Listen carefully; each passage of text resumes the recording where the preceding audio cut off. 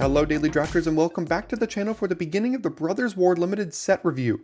Today we'll be starting off by taking a look at every single multicolored card in the set, followed tomorrow by every white card, then blue cards, and so on. Don't forget that I'm reviewing these cards before the set has released and before anyone has had a chance to play with them, so I will obviously be getting some cards wrong, but over the course of the entire format you can tune back into the channel to see how I've adjusted the value of some of these cards over time.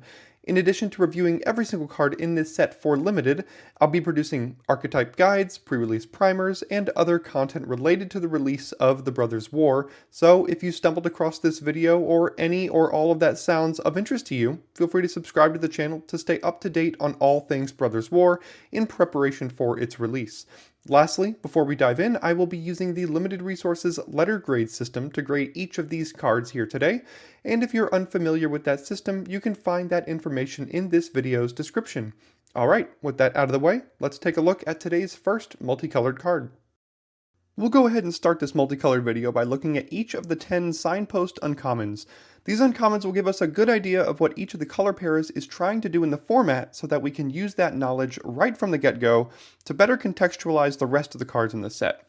Our first multicolored signpost uncommon is Arbalest Engineers, which is 1 a red and a green for a 2/2 human artificer, and it says that when it enters the battlefield you get to choose one. It either deals 1 damage to any target, you get to put a +1/+1 counter on target creature, it gains trample and haste until end of turn, or you create a tapped Power Stone token. According to Wizards, green-red is advertised as Mechanized Stompy, where you use your Power Stones to deploy your biggest threats and back them up with power boosting spells.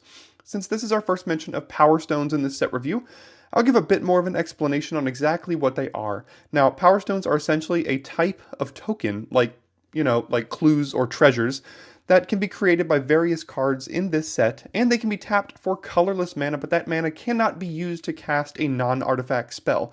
It can, however, be used for anything else. These Power Stones are a huge part of the format, and they are very powerful. I'm even starting the format thinking of them of at least as powerful, if not more, than blood tokens in Crimson Vow. Now, with that said, the mode that you'll choose about 90% of the time with this card here will be the Power Stone mode. The other two modes are situationally good, but 3 mana for a 2/2 that makes Power Stone is the main reason to play this card, and with that as its floor, including the additional upside, I'm starting this card at a B-. Our next card is Battery Bearer, and it's 2 a green and a blue for a 3/4 human artificer, and it says that creatures you control have tap, add colorless, this mana can't be spent to cast a non-artifact spell, and whenever you cast an artifact spell with mana value 6 or greater, draw a card. Blue-green is a Power Stone ramp archetype, and Battery Bearer here turns all your creatures into Power Stones. There are some huge, stompy, expensive artifact creatures in this set, and Battery Bearer should help you ramp out those chonkers several turns ahead of schedule, and even pay you off when you cast them. Obviously, if you don't have great ramp targets, this card doesn't do much, but if you have even 3 or 4 artifacts with mana value 6 or greater, Battery Bearer will do some serious work in your deck, and I'm giving it a B. Our next card is Evangel of Synthesis. It's a blue and a black for a 2/3 Phyrexian Human Cleric, and it says that whenever Evangel of Synthesis enters the battlefield, draw a card, then discard a card. And as long as you've drawn 2 or more cards this turn, Evangel of Synthesis gets +1/+0 and has Menace. Blue-black is the same as the blue-red archetype in Throne of Eldraine for those of you that remember that deck, and it's drawing 2 or more cards in a single turn. Evangel of Synthesis has great stats for the costs, loots when it enters, and is a payoff for drawing 2 or more cards in future turns. The payoff isn't outstanding, and this card won't necessarily take over games itself, but its effect is still nice, and it's a decent little beater if you're doing the blue-black thing, so I'm going to go ahead and give it a B-. Our next card is Fallaji Vanguard, which is 2 a red and a white for a 2/3 human soldier. It has first strike, and it says that whenever Fallaji Vanguard or another creature enters the battlefield under your control, target creature gets +2/+0 until end of turn. Red-white is advertised as an Unearth aggro deck. Now, we haven't seen an Unearth card yet, but just so you know what it is, and how it synergizes with this card, Unearth is an ability attached to some cards that costs some amount of mana to return that card from the graveyard to the battlefield with haste, and the clause that you must exile it at the beginning of the next end step or when it leaves the battlefield. With that in mind, the Vanguard here will trigger whenever you unearth a creature, or even just regularly cast a creature, giving any creature you control +2/+0 until end of turn. You'll likely want to target the Vanguard with its own ability most of the time, since it does have first strike, but you can spread the love as well if you want. This card is hyper aggressive, and if you're behind or don't have good attacks, this ability does next to nothing, and because of the high ceiling but low floor, I'm going to go ahead and give it a C+. The next card is Hero of the Dunes, which is 3 a white and a black for a 3/2 human soldier. It says that when Hero of the Dunes enters the battlefield, return target artifact or creature card with mana value 3 or less from your graveyard to the battlefield, and creatures you control with mana value 3 or less get +1/+0. If you couldn't tell by the text box of this card, Black-White cares about creatures that cost 3 or less in this set. Hero of the Dunes is a little understated for its cost, but boy does it come with a great effect. You're able to reanimate a 3 or less cost creature or artifact for free. It also gives a mini anthem to your cheaper creatures, but you're mainly playing this for its ETB. If you're able to reanimate another creature with a great ETB or a key artifact for your deck, you'll be very happy including a copy or 2 of this card as your top end. I'm giving it a B. Next up is Junkyard Genius, which is 1 a black and a red for a 2/2 human artificer, and it says when Junkyard Genius enters the battlefield, create a tapped Power Stone token. It also has the ability of 1 a black and a red, sacrifice another creature or artifact until end of turn. Other creatures you control get +1/+0 and gain menace and haste. Red-black is the classic sacrifice archetype in the Brothers' War, but this time it's focused around sacrificing artifacts. Junkyard Genius does basically everything you want to do of our first card, which was Arbalest Engineers, but it also comes with a sacrifice outlet on it to give a boost to all of your other creatures. Don't forget that you can sacrifice all those power stones that you've been creating as well, including the one that comes with the Genius. If you built your deck correctly and you have any semblance of a board, activating this even once could cause some serious problems for your opponent. And if you can do it 2 turns in a row, you've probably won. I'm giving this card a B+. Our next card is Skyfisher Spider, which is 2 a black and a green for a 3/3 spider. It has reach, and it says that whenever Skyfish Spider enters the battlefield, you may sacrifice another creature. When you do, destroy target non-land permanent. And whenever Skyfisher Spider dies, you may gain 1 life for each creature card in your graveyard. If you do, exile Skyfisher Spider from your graveyard. Green-black cares about creature cards in your graveyard. A 4-mana 3/3 reach is already not the worst card in the world, but having a Bone Splinters attached to its ETB effect is insane. And it's even better than Bone Splinters because it can target any non-land permanent. Its gain life text is nice and all, but that doesn't add too much more power to the card than has already been added. So if you've got the sacrifice fodder in your deck and can reliably sack a creature to this ETB ability, this card will be one of the best cards in your deck. I'm starting it off at B+. Next up is Third Path Iconoclast, which is a blue and a red for a 2/1 human monk. And it says that whenever you cast a non-creature spell, create a 1/1 colorless soldier artifact creature token. Blue-red is advertised as a prowess aggro deck. Now, I like how they made it prowess rather than just instants and sorceries in this set because of the prevalence of non-creature artifacts, which will trigger the Iconoclast and any other prowess creature you might have. It's also important to note that the soldiers that are created are also artifacts, so that could matter in some decks. This effect is obviously good, but I don't think it will completely warp the game in your favor like some of these cards we've seen so far might. I'll start it at a B-, but if you can trigger this 12 or 13 times in your deck, it probably goes up to about a B. Our next card is Yotian Dissident, which is a green and a white for a 1/1 human artificer. And whenever an artifact enters the battlefield under your control, you get to put a 1/1 counter on target creature you control. Now, green-white has a confusing identity, so I'm just going to go ahead and read word for word what Wizards wants us to think about green-white. Assemble your creatures and enhance them with artifacts, then use power stones, soldier tokens, and unearthed creatures to power your attack. With that as an identity, I'm already getting vibes of the blue-white deck in Dominaria United, which cared about creatures and spells, and didn't quite come together because it wasn't exactly very focused. But either way, this card is basically an enchantment early on the field because it's a 1/1, although it can buff itself later. So you're going to want a high density of creatures to take advantage of the effect, and a high density of artifacts or power stone makers as well. You need a lot to go right for this card to be maximized, but I think its ceiling is about a B-, with it sometimes performing worse with certain draws. Next up is Yotian Tactician, which is 2 a white and a blue for a 3/4 human soldier, and it says that other soldiers you control get +1/+1. Now, if you couldn't tell, blue-white is soldiers. This card is simple. It's an anthem for your soldiers. Not much more to say here. Just jam a bunch of soldiers in your deck if you plan on playing a copy or two of this. But this is clearly a build around, and if you have a high density of soldiers, it's probably about a C+ for you.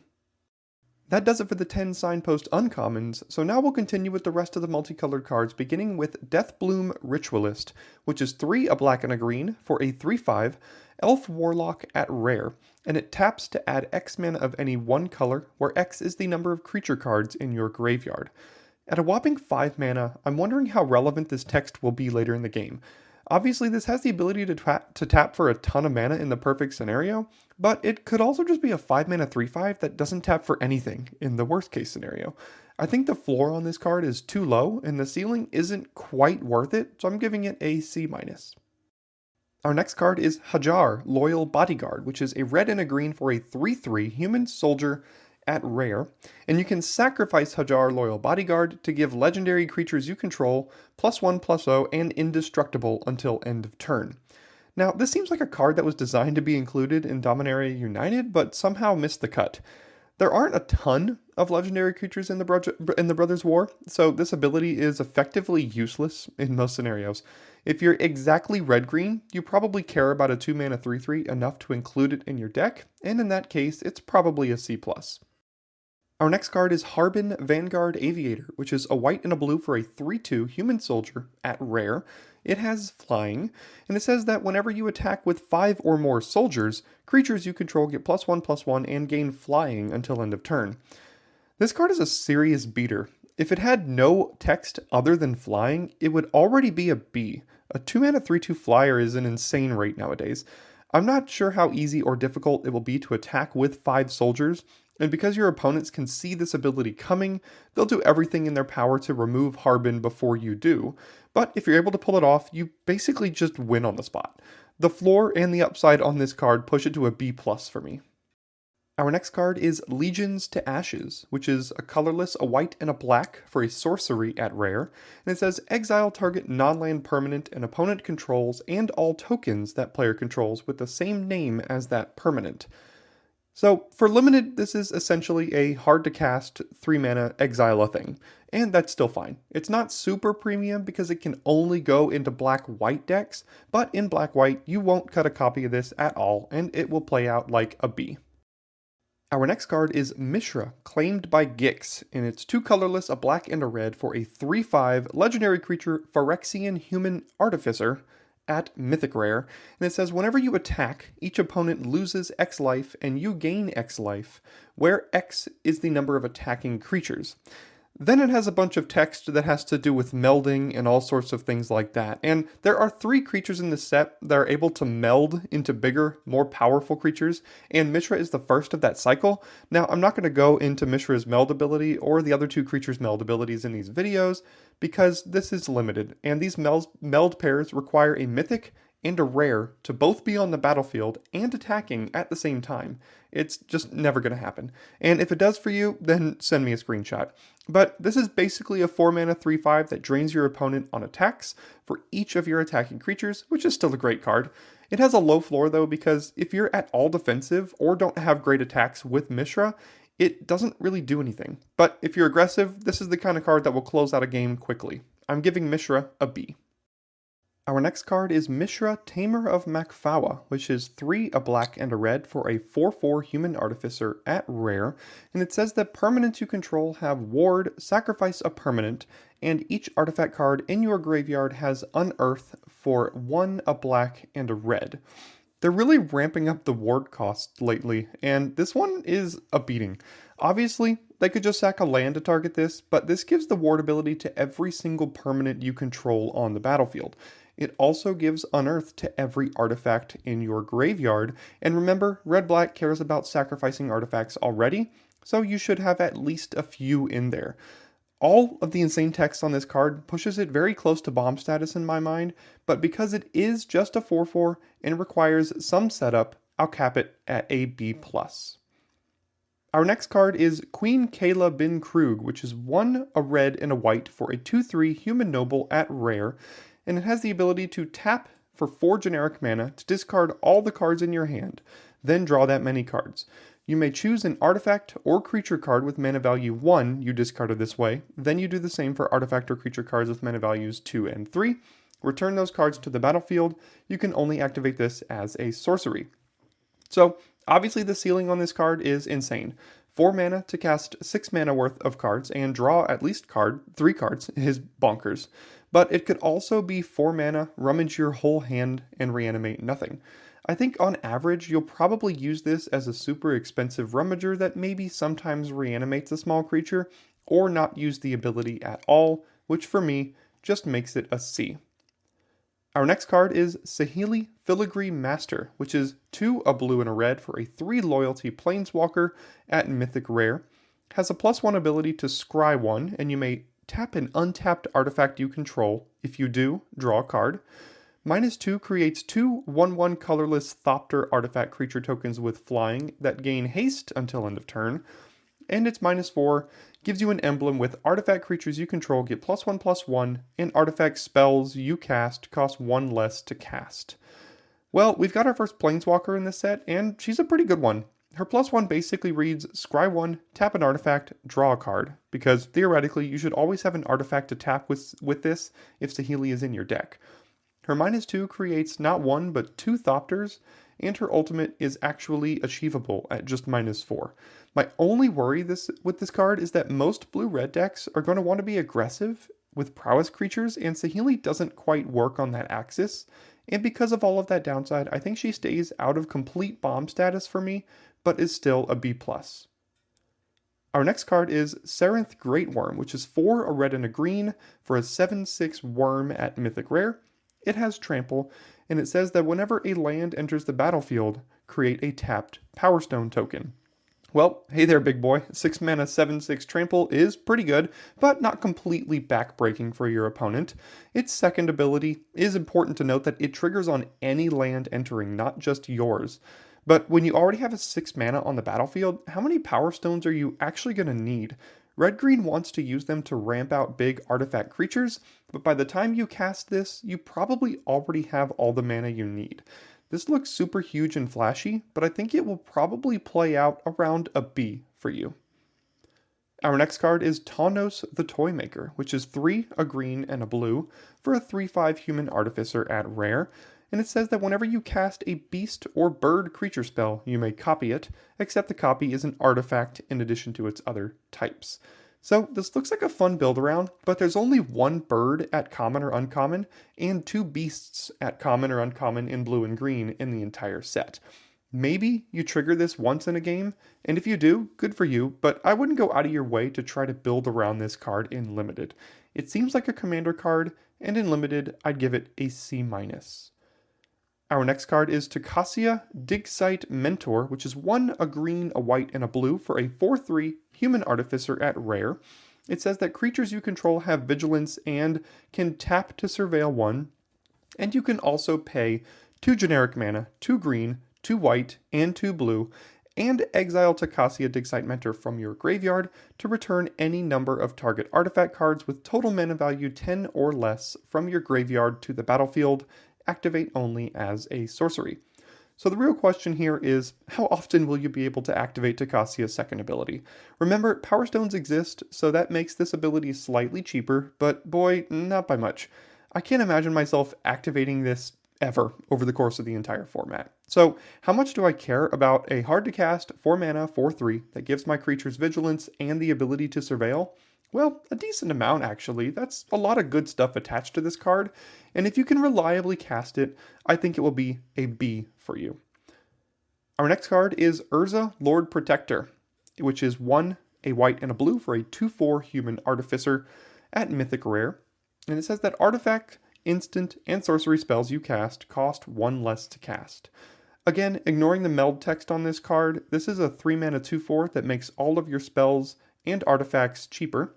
a pretty nice effect. Now, this is limited, and we don't have access to unlimited card draw, and don't have the access to storm off like our constructed friends do. So this will probably give you 4 or 5 mana worth in discounts over the course of the game, which is still pretty good, but it's not like this card opens up combo wins for us limited players. I do still think this card gets a B-, though.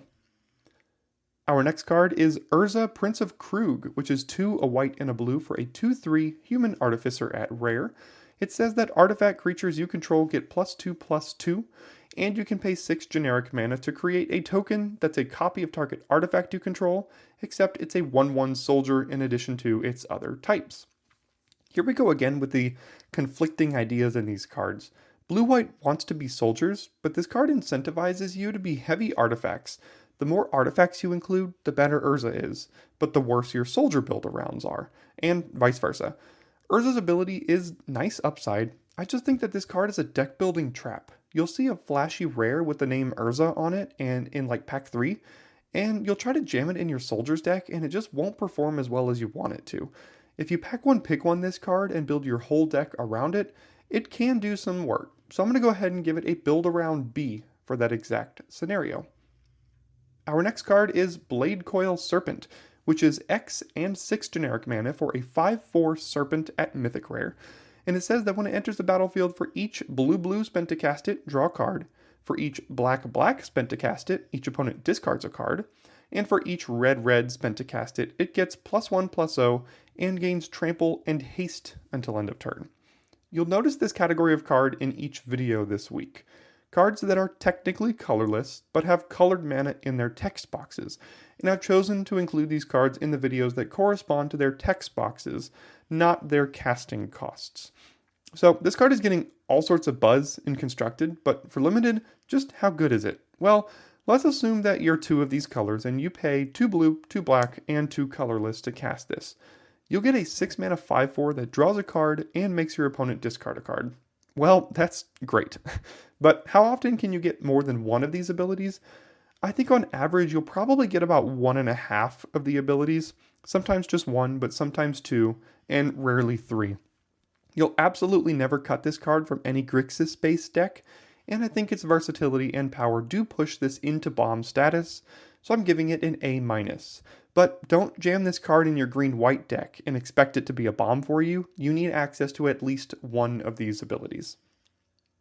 Our last card in today's video is Clay Champion, which is X and 4 generic mana for a 2/2 construct at Mythic Rare, and it says that when it enters the battlefield, it enters with 3 +1/+1 counters on it for each green spent to cast it, and when it enters the battlefield, choose up to 2 other target creatures you control. For each white spent to cast Clay Champion, put a +1/+1 counter on each of them.